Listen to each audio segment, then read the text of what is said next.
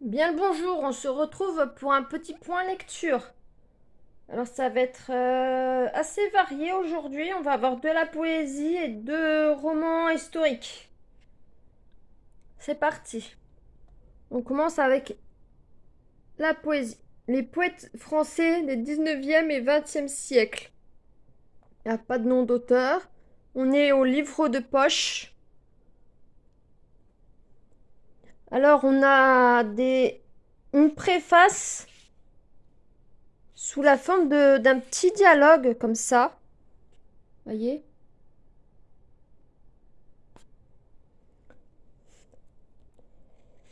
Pour bien vivre une situation personnelle ou collective, il faut savoir la parler ou la chanter.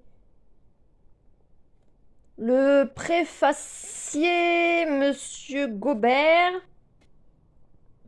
nous parle de la langue, qui si un poème nous paraît compliqué, c'est parce que nous sommes devenus trop simples, frustres, moins sensibles. Il y a une comparaison entre les classiques et les contemporains. Dans le sens où les textes contemporains sont peut-être plus simples à lire que les classiques, qui parfois peuvent un petit peu impressionner. Alors on part en première partie aux sources de la poésie moderne. C'est partagé en 1, 2, 3, 4, 5 parties. On commence avec le romantisme, dont on a une présentation générale du courant en France, en Allemagne et en Angleterre, avec des poèmes de Lamartine, Vigny, Hugo, Musset et Nerval. Ensuite, on a le Parnasse, avec une présentation aussi, et une mention de certains romantiques.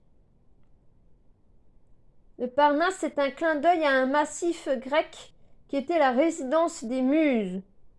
Et on a des poèmes de Lecomte de Lisle, de Hérédia et Gautier. Par contre, on a Baudelaire qui a un chapitre pour lui tout seul. C'est un héritier du romantisme et un précurseur de Rimbaud et Lautréamont. Il innove sur la forme. Depuis Baudelaire, la poésie moderne a pris le goût du risque. Ensuite, on a les innovations et révolutions. On parle de Rimbaud et de Verlaine, notamment avec Lautréamont. C'est l'origine du symbolisme. Mais il sépare innovation et révolution du symbolisme à proprement parler. Lautréamont, en tout cas, dans cette partie-là, il présente un texte qui s'appelle l'art poétique.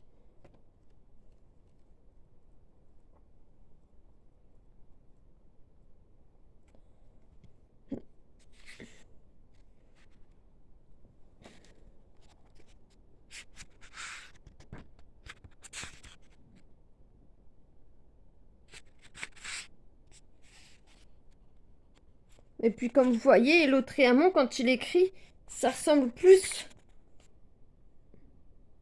à de la prose qu'à de la poésie pure, hein.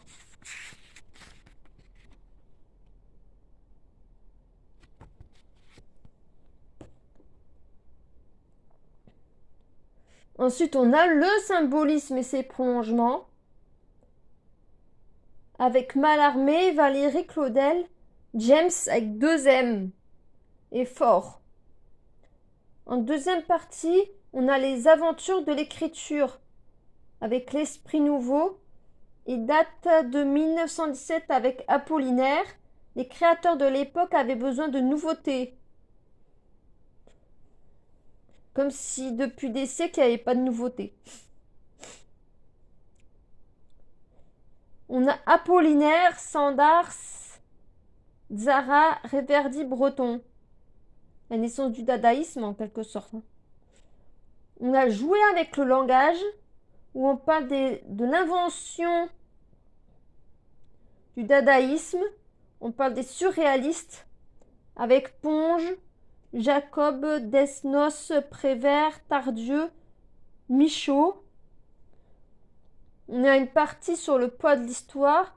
La Seconde Guerre mondiale a inspiré les poètes comme Éluard et Aragon. On a un chapitre juste sur la poésie. Une perpétuelle définition. On se questionne sur la forme de la poésie.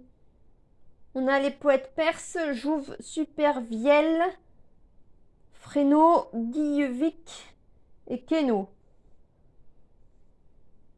Mais je pense que depuis la querelle des anciens face aux modernes, il y a eu une petite tension.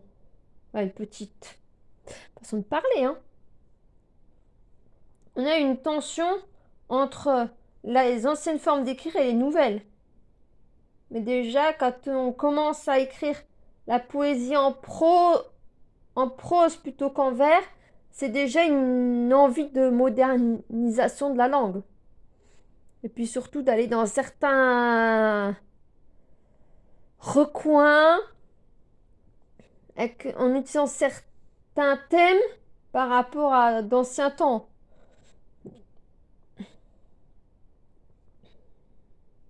Ça, c'est mon avis personnel.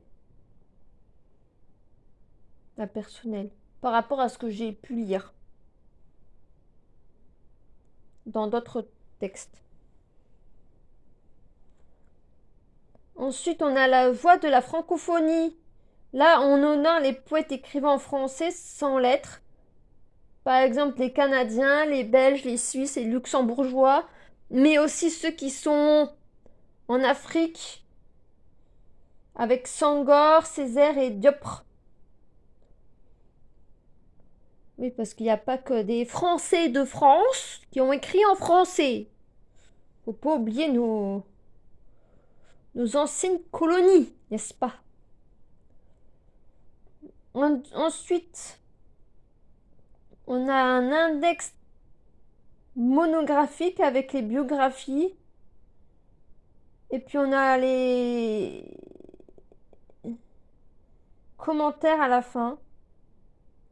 Avec la naissance de la poésie moderne à la fin du 19e siècle. Du coup, honnêtement, il y a des styles d'écriture que j'ai préférés à d'autres. Je préfère les romantiques à celles des nouveaux.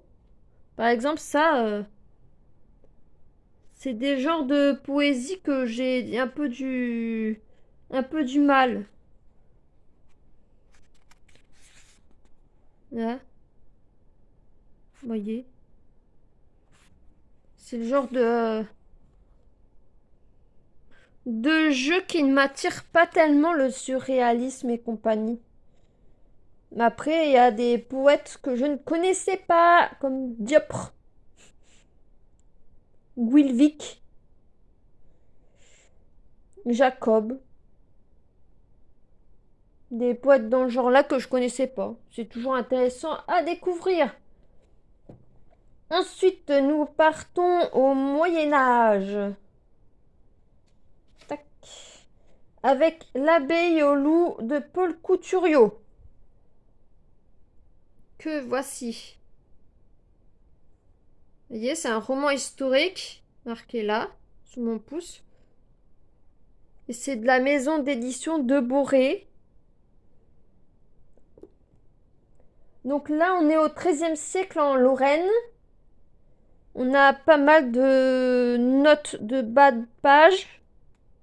Pas toutes les pages, mais parfois il y en a. Là, par exemple. On a beaucoup de liens avec la religion, hein. Quand je dis beaucoup, c'est. Ça, la religion fait partie intégrante du récit, hein. On a une dame orpheline, qui est considérée comme orpheline, mais il y a un mystère autour d'elle qu'on comprend qu'à la fin, quand tout se dénoue. qui attend que son mari... Enfin, la dame attend que son mari rentre de croisade. Les premiers chapitres concernent l'enfance de la jeune femme. On parle beaucoup de religion. On a un prêtre aussi sympathique que Frolon. J'ai mis au début de ma lecture. Mais en fait, le prêtre, il est pire que Frolon. Il prend plaisir à frapper. Il ment. Il n'a pas de désir sexuel. Mais il aime bien frapper, il aime bien mentir. Tout ce qui ne va pas dans son sens, il fait en sorte de le détruire.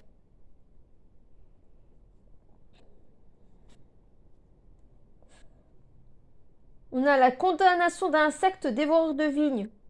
Il y a des insectes, les vendangeurs dedans, qui apparemment s'attaquent aux vignes.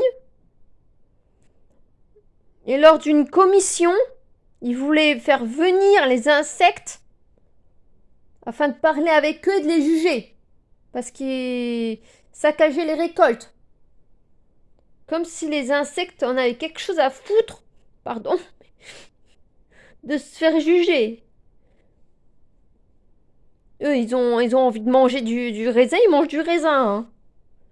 C'est comme si vous alliez condamner un corbeau parce qu'il mange des fruits ou quelque chose d'autre. Hein. Mais à l'époque, ça se faisait. On a un cas de ce qu'on pouvait plus ou moins appeler une maladie proche de la lèpre, même si ça se soigne. C'était une petite maladie de peau, en 2 semaines c'était soigné. Hein. Mais rien que de savoir que c'était une pseudo-lèpre ramenée de la croisade,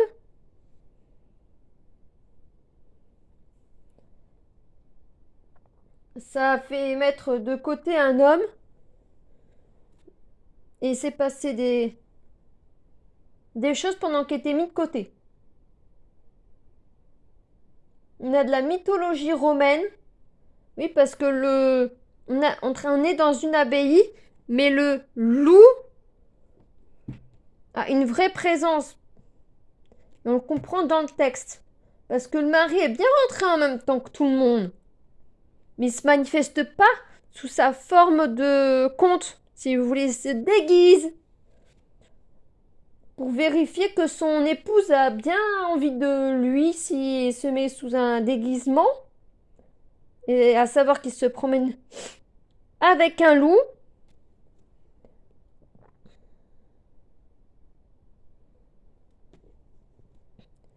Et elle le découvre sous sa forme de loup. Mais quand il est sous sa forme de loup, sous sa forme d'ami du loup plutôt, de conteur. Elle va pas vouloir lui céder, c'est quand il va revenir habillé normalement, quelques jours après certains événements. Ah, je vais pas tout vous raconter, hein. Qu'on le retrouve. Et parce qu'il y a des magouilles, de la corruption, des morts et des mystères.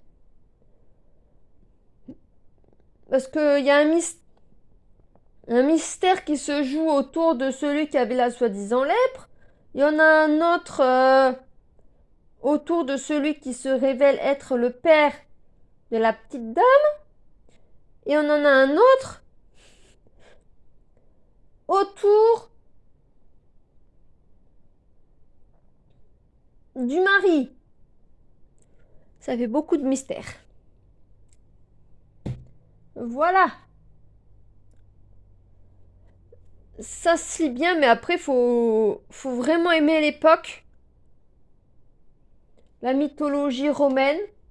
Parce qu'on parle de l'origine des rapports entre l'homme et le loup. Romus et Romulus. La religion. Il y a beaucoup avec la religion. Mais ça se lit bien. Ensuite, on va avec ceci. Les silences du maître drapier de Annie de Groot. On retourne. On va plus loin. Là, on est en 1729 à Lille.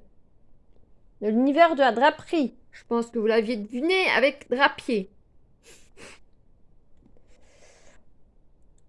L'univers de la draperie est assez développé. On en parle tout du long. Avec les différentes règles qu'il y a, tout ça.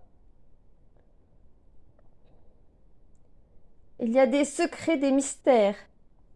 D'où le titre, Silence. C'est pas pour rien. Les cachotteries au sein de couples, au sein de familles. Il y a un manque de franchise de la part d'un ouvrier qui est d'ailleurs assez vicieux.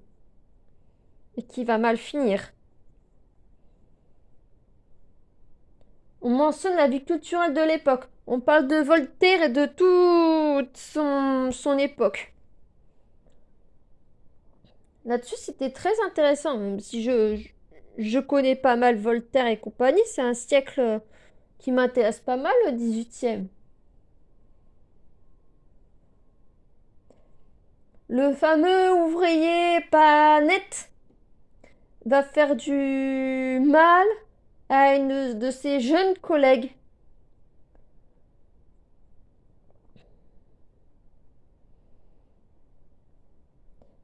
Et va lui faire du chantage. À savoir que ce sont des scènes. Ah, la scène là en particulier est explicite. Si vous voulez pas voir ce genre de choses, je vous préviens, la scène en question est explicite. Vous avez toutes les visions de la vie au quotidien qui sont développées. Hein. Il y a des tensions entre ouvriers, entre frères. Oui, ils sont 3 frères, mais ils n'ont pas la même vision du travail. On parle des francs-maçons. Ah oui, et puis entre père et fils aussi. On parle des francs-maçons de Venise, de vices, de négriers, de mort, d'amour. D'ailleurs, en commentaire, vous allez me dire, selon vous, si c'est mieux de travailler sur un négrier ou de tromper sa femme. Sachant que ni l'un ni l'autre n'est cool. Mais à vous de me dire c'est quoi le mieux. Parce que pour le fils qui veut devenir négrier, oui, il y a plusieurs fils, mais le fils d'un des pères, le fils du maître drapier, il apparaît pas beaucoup, mais il veut se faire négrier et il accuse son père d'avoir fauté envers sa mère auprès d'une autre femme et de le critiquer, lui, le jeune homme, de vouloir être négrier. Il y a cette question-là. Alors, vous allez me dire si pour vous, c'est quoi le pire? Voilà. À vos commentaires. Et avec politesse, s'il vous plaît.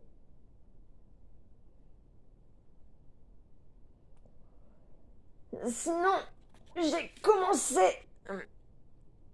ceci au 19e siècle de la gare des Michards. C'est une initiation plus complète que les poètes français du 19e siècle. Et j'avance dans ceci. Là, j'en suis... Ah, j'ai passé Berkeley. Je suis au milieu du 18e siècle. Voilà. Donc je compte sur vous pour commenter, hein. Allez, bonne lecture à vous et à bientôt!